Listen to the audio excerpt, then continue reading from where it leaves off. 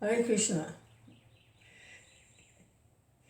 Hare Krishna, Hare Krishna, Krishna Krishna. Hare Hare, Hare Rama, Ram Ram, Hare Hare, Hare Krishna, Krishna Krishna. Hare Hare, Hare Rama, Ram Ram, Hare Hare. Hare Krishna, Krishna Krishna. Hare Hare, Hare Rama, Ram Ram, Hare Hare. Krishna Chaitanya, Krishna Chaitanya, Krishna Chaitanya, Krishna Chaitanya. Krishna Chaitanya, Krishna Chaitanya, Krishna Chaitanya, Krishna Chaitanya. There's a verse in the Bhagavad Gita here. It's chapter 2, text 52. So this is the sacred conversation between God, Krishna, and his dearmost friend, Arjuna, devotee and friend. It's a friendly relationship with God, with Krishna. And Arjuna's dilemma is he's faced with a task that he really doesn't want to do. He's in the royal order. He's a military man. He's actually the leader of the armies. And there's a problem with some of their relatives trying to usurp the kingdom, which rightfully belongs to the Pandavas, Arjuna and his brothers.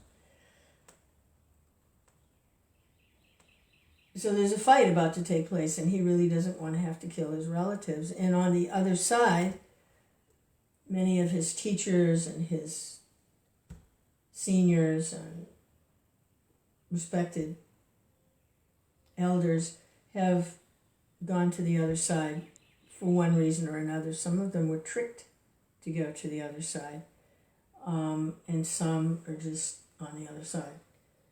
So he's faced with having to fight them to the death. He doesn't want to do it. So Krishna begins to explain that how this world is temporary, and sometimes we're in a situation that we don't want to be in. We have to remain steady, and that the main thing, the eternal thing, is to serve Krishna. So Arjuna is right when he says, of what use are kingdoms? Why fight? Why do I don't even want a kingdom? So he's right, because the things of this world, they fade away.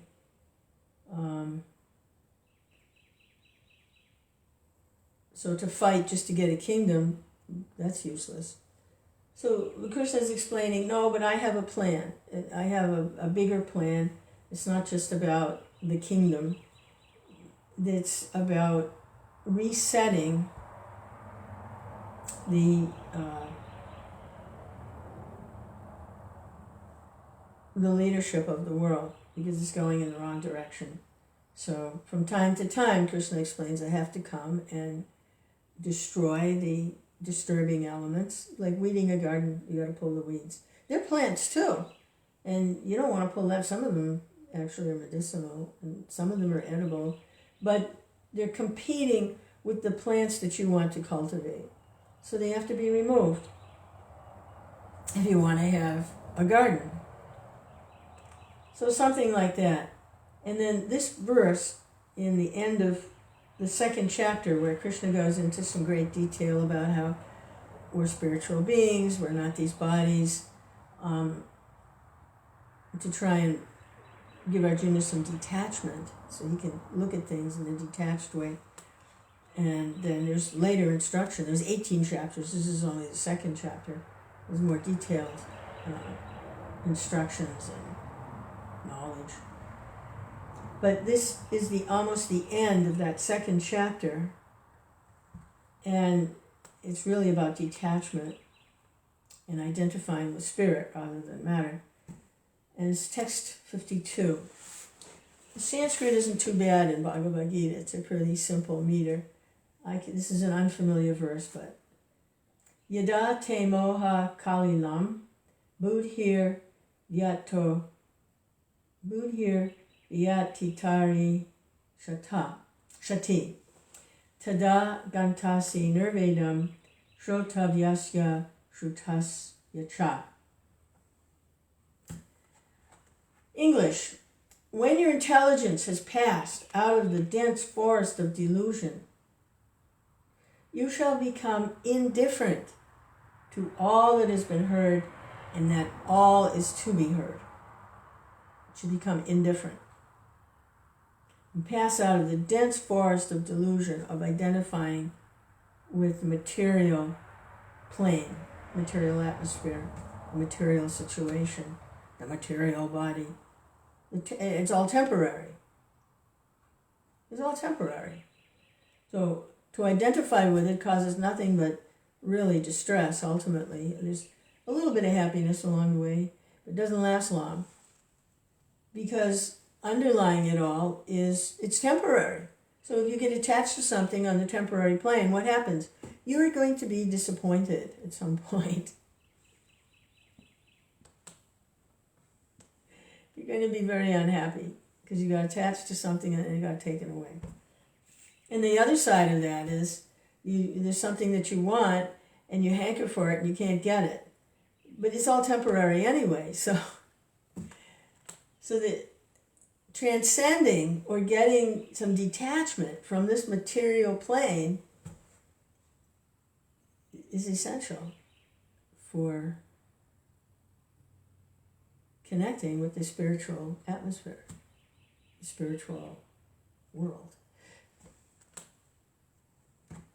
So he says, when your intelligence has passed out of the dense forest of delusion, of all this identifying with all this temporary stuff, you shall become indifferent to all that has been heard and all that is to be heard.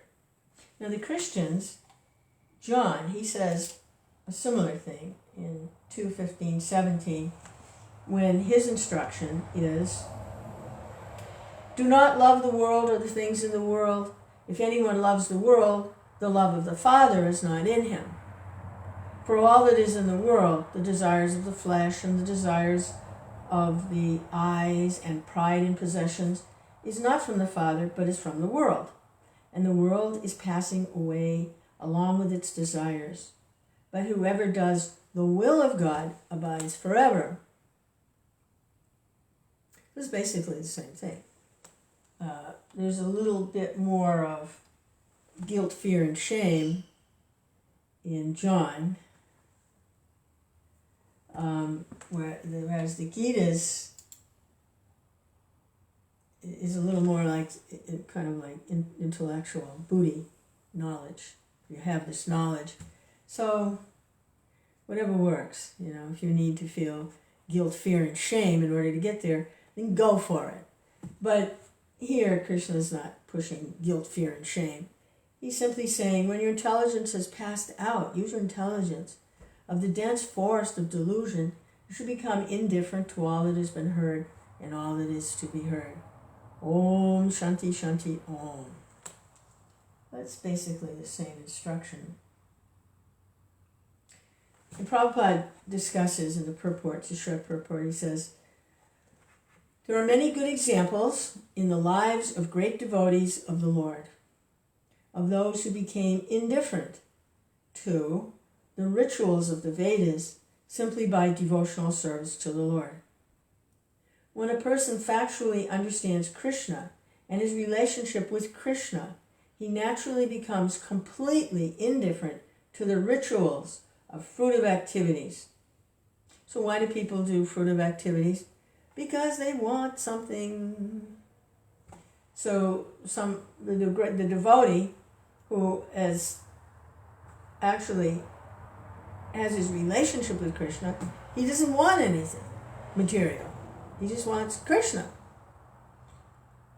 So he becomes indifferent to the rituals of fruitive activities, even though an experienced brahmana.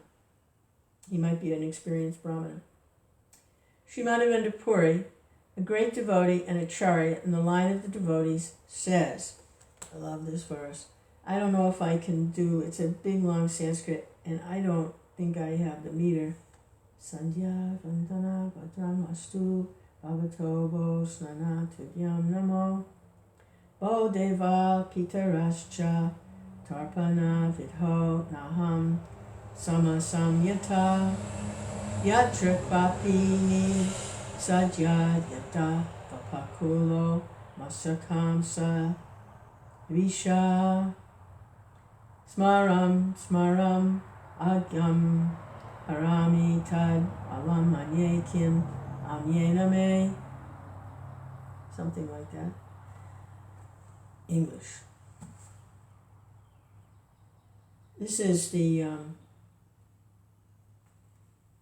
devotee that Lord Chaitanya, the mood of this devotee is what Sri Chaitanya Mahaprabhu built his entire Sankirtan on, is this mood of Madhavendra Puri. He appeared a couple generations before Chaitanya, and he was the spiritual master of Ishwar Puri, who was the spiritual master of Mahaprabhu. So Madhavendra Puri is like the seed of the Sankirtan. So this is his prayer. O Lord, in my prayers 3 times a day, all glories to you. Bathing, I offer my obeisances unto you. O demigods, O forefathers, please excuse me for my inability to offer you my respects. Now, wherever I sit, I can remember the great descendant of the Yadu dynasty, Krishna, the enemy of Kamsa, and thereby I can free myself from all sinful bondage. I think this is sufficient for me.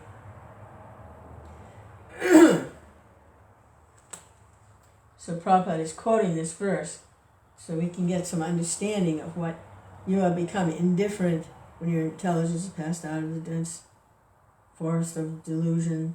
Then you become indifferent to all that's been heard and all that is to be heard. So Prabhupada's pointing out the Vedic rituals for fruitive activities is in that category of something that you become indifferent to. He's quoting this prayer of Madhavendra Puri. The Vedic rites and rituals are imperative for neophytes.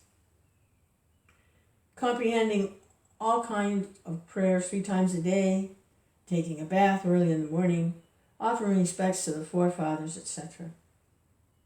But when one is fully in Krishna consciousness and is engaged in his transcendental loving service, one becomes indifferent to all these regulative principles because he's already attained perfection.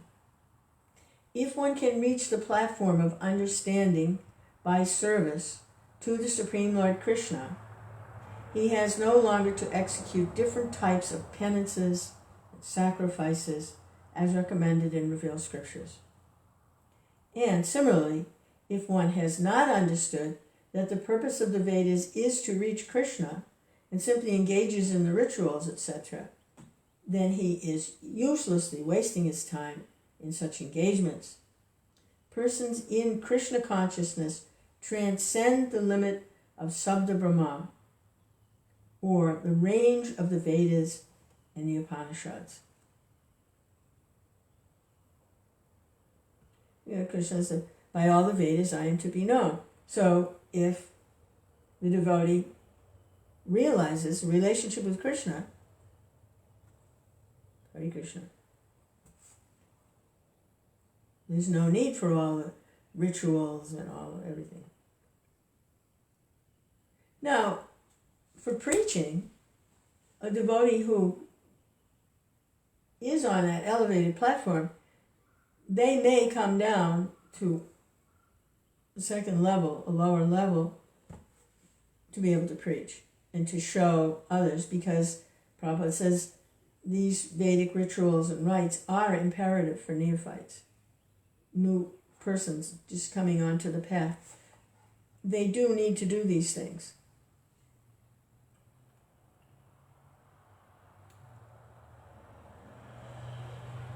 The Vedic ritual performances. They do need to do that.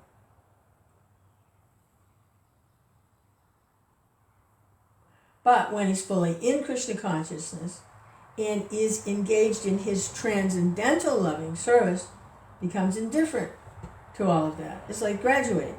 See, that's why Chaitanya Charitamrita,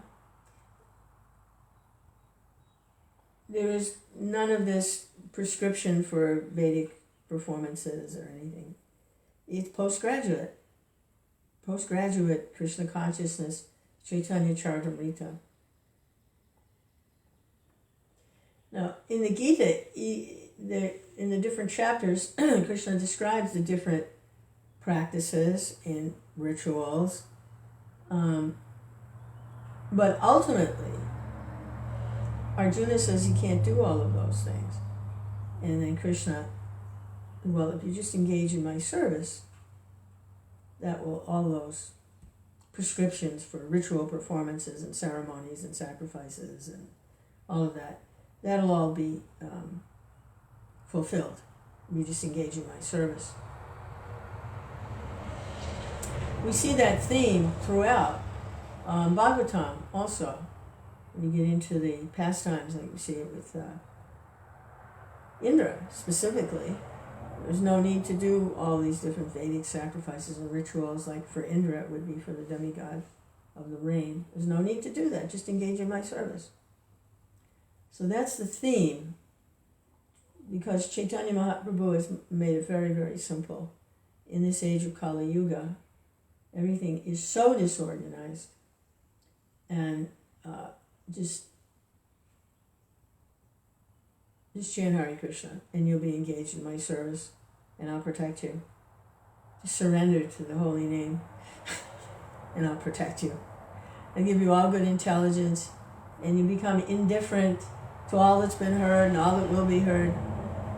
And that's Harinam, Harinam, Harinam, it became Hare Krishna, Hare Krishna, Krishna Krishna, Hare Hare, Hare Rama, Hare Rama, Rama Rama, Hare Hare, Hare Krishna, Krishna Krishna, Hare Hare, Hare Rama, Hare Rama.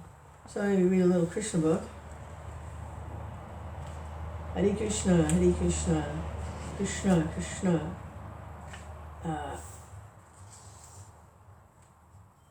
So Krishna is this summary study of the 10th canto of the Srimad Bhagavatam by His Divine Grace A.C. Bhaktivedanta Swami Prabhupada.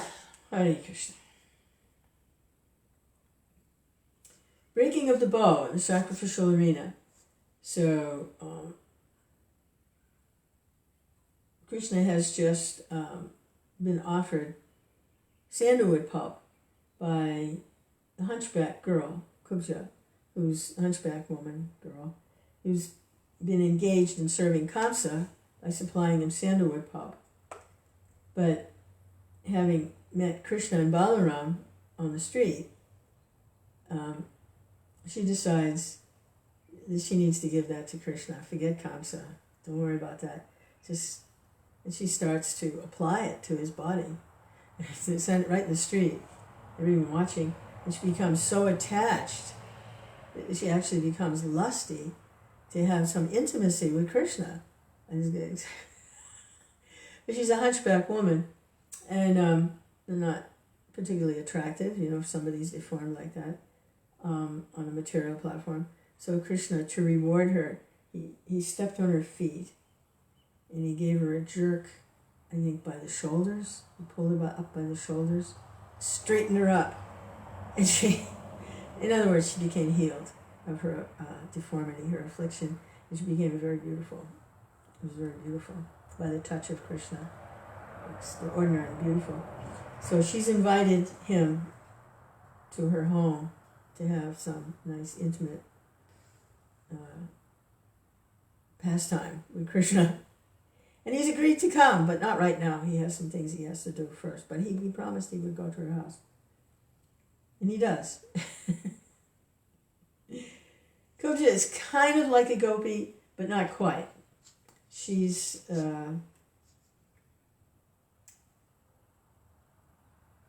it's a similar kind of mood, but not quite. She's described as she's a society girl. She's actually a prostitute, but she's a little different from the simple girls in the village who just love Krishna. So it's a little different. So Krishna and Balaram are walking in the street. The mercantile men in the market worshipped Krishna and Balaram with great respect. When Krishna was passing through the street, all the women in the surrounding houses came to see him, and some of the younger ones almost fainted, being captivated by his beauty. Their hair and tight dresses loosened, and they forgot where they were standing. Krishna has this incredible effect on women. Their dresses loosen and their hair starts to fall out and down, and they almost faint. And she has this extraordinary appeal to women.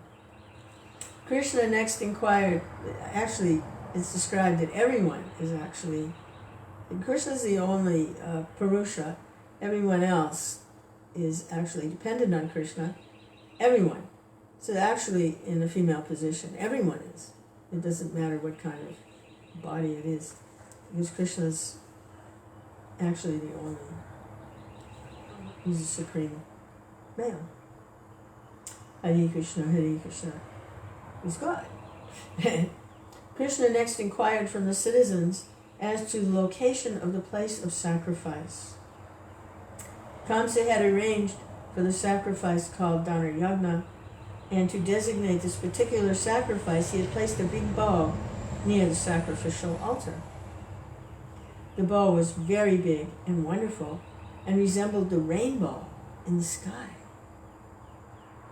Within the sacrificial arena, this bow was protected by many constables and watchmen engaged by King Kamsa. As Krishna and Balaram approached the bow, they were warned not to go nearer, but Krishna ignored this warning. He forcibly went up and immediately took the big bow in his left hand. After stringing the bow in the presence of the crowd, he drew it and broke it at the middle into two parts, exactly as an elephant breaks sugarcane in the field. Everyone present appreciated Krishna's power. The sound of the bow cracking filled both sky and land and was heard by Kamsa. When Kamsa heard what had happened, he began to fear for his life. The caretaker of the bow, who was standing by watching, became very angry. He ordered his men to take up weapons, and he began to rush toward Krishna, shouting, "Arrest him! Arrest him! Kill him!" Krishna and Balaram were surrounded. When they saw the threatening motions of the guards, they became angry, and taking up the two pieces of the broken bow, they began to beat off all the caretaker's men. While this turmoil was going on, Kamsa sent a small group of troops to assist the caretakers, but both Balaram and Krishna fought with them and also killed them. After this, Krishna did not proceed further into the sacrificial arena, but went out the gate and proceeded toward their resting camp. Along the way, he visited various places in Mathura city with great delight. Seeing the activities and wonderful prowess of Krishna, all the citizens of Mathura began to consider the two brothers to be demigods who had come down to Mathura, and they all looked upon them with great astonishment. The two brothers strolled carefree in the street, not caring for the law and order of Kamsa. When evening came, Krishna and Balaram with their cowherd boyfriends went to the outskirts of the city where all their cars were assembled. Thus Krishna and Balaram gave some preliminary hints of their arrival to Kamsa, and he could understand what severe type of danger was awaiting him the next day in the sacrificial arena. When Krishna and Balaram were going from Vrindavan to Mathura, the inhabitants of Vrindavan had managed Imagine the great fortune of the citizens of Mathura in being able to see the wonderful beauty of Krishna, who was worshipped by his pure devotees, as well as the goddess of fortune. The fantasies of the residents of Vrindavan were actually realized, for the citizens of Mathura became fully satisfied by seeing Krishna. When Krishna returned to his camp, he was taken care of by his servants, who washed his lotus feet, gave him a nice seat, and offered him milk and palatable dishes of foodstuffs. After taking supper and thinking of the next day's program, he very peacefully began to take rest. Thus he passed the night there. On the other side, when Kamsa came to understand about the breaking of his wonderful bow and the killing of the caretaker and soldiers by Krishna, he could partially realize the power of the Supreme Personality of Godhead. He could realize that the eighth son of Devaki had appeared, and that now his death was imminent. Thinking of his imminent death, he could not rest the entire night. He began to have many inauspicious visions, and he could understand that both Krishna and Balaram, who had approached the precincts of the city, were his messengers of death. Kamsa began to see various kinds of inauspicious signs, both awake and dreaming. When he looked in the mirror, he could not see his head, although his head was actually present. He could see the luminaries in the sky in double, although there was only one set factually. He began to see holes in his shadow, and he could hear a high buzzing sound within his ears. All the trees before him appeared to be made of gold, and he could not see his own footprints in dust or muddy clay. In dream, he saw various kinds of ghosts being carried in a carriage drawn by donkeys. He also dreamed that someone was giving him poison, and he was drinking it. He dreamed also that he was going naked with a garland of flowers and was smearing oil all over his body. Thus, as Kamsa saw various signs of death, both awake and sleeping, he could understand that death was certain, and thus in great anxiety he could not rest that night. Just after the night expired, he busily arranged for the wrestling match. The wrestling arena was nicely cleansed and decorated with flags, festoons, and flowers, and the match was announced by the beating of kettle drums. The platform appeared very beautiful due to streamers and flags. Different types of galleries were arranged for respectable persons: kings, brahmanas, and kshatriyas. The various kings had reserved thrones, and others had arranged seats also. Kamsa finally arrived, accompanied by various ministers and secretaries, and he sat on the raised platform especially meant for him. Unfortunately, although he was sitting in the center of all governing executives' heads, his heart was palpitating in fear of death. Cruel death evidently does not care even for a person as powerful as Kamsa. When death comes, it does not care for anyone's exalted position. When everything was complete, the wrestlers who were to exhibit their skills before the assembly walked into the arena. They were decorated with bright ornaments and dress. Some of the famous wrestlers were Chanura, Mushtika, Sala, Kuta, and Toshala. Being enlivened by the musical concert, they passed through with great alacrity. All the respectable cowherd men who came from Vrindavan, headed by Nanda, were also welcomed by Kamsa. After presenting Kamsa with the milk products they had brought with them, the cowherd men also took their respective seats by the side of the king on a platform especially meant for them. Thus end the Bhaktivedanta purport of the 41st chapter of Krishna, the breaking of the bow in the sacrificial arena. The descriptions of this event are so incredible because there's so much detail. So much detail. The next chapter is the killing of the elephant Kuvalayapida. Hare Krishna, Krishna Krishna, Hare Hare, Hare Rama, Rama Rama, Hare Hare. Hare Krishna, Krishna Krishna, Hare Hare, Hare Rama, Rama Rama, Hare Hare, Hare Krishna, Krishna Krishna, Hare Hare, Hare Rama, Rama Rama, Hare Hare.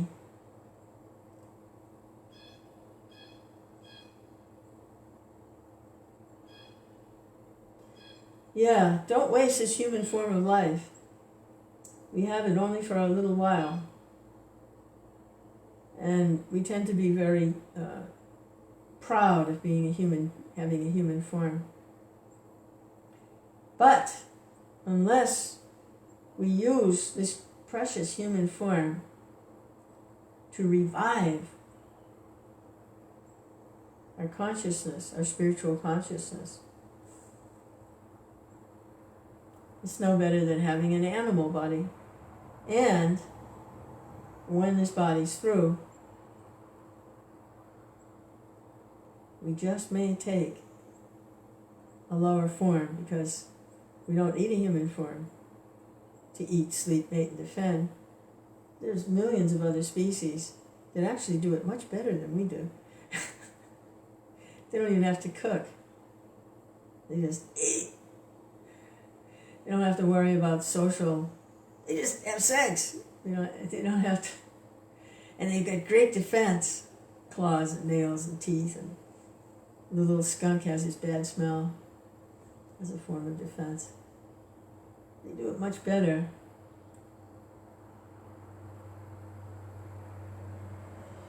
Sleeping, they don't have to make big arrangements. You can just climb up into a tree or dig a hole and go to sleep. They might just, if we only use the human form of life for that, we don't need a human form. There are other forms that it's much easier to do those things. Human form is especially meant for reviving consciousness of God. Krishna, the Supreme Personality of Godhead, transcending material world of birth, death, old age, and disease. Hare Krishna, Krishna Krishna, which ties in with the Gita verse.